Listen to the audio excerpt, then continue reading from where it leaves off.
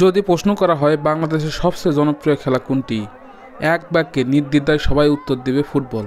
ফুটবলের চেয়ে জনপ্রিয় খেলা বাংলাদেশে আর কোনটি নেই।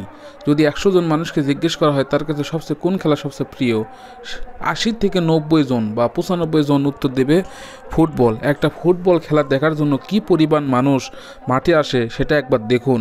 এটা একটা মাঠের ফাইনাল ম্যাচ ছিল। এখানে টিকিট মূল্য ছিল ঢোকার 40 বা 50 টাকা, আর চেয়ার দিছিল, চেয়ারের মূল্য ছিল এরকম 50-60 টাকা করে। অর্থাৎ এক একটা মানুষ 100 থেকে 200 যাতায়াত খরচ আর গাড়ি গ্যারেজ খরচ আনুষঙ্গিক বাদাম টাদাম মিলে এক একজন মানুষ প্রায় 200 থেকে 250 টাকা খরচ করে এই ফাইনাল ম্যাচ খেলা দেখতে আসে।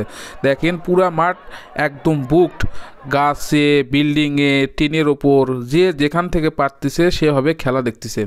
তার মানে চিন্তা করেন বাংলাদেশে কী পরিমাণ ফুটবলের জনপ্রিয়তা আছে।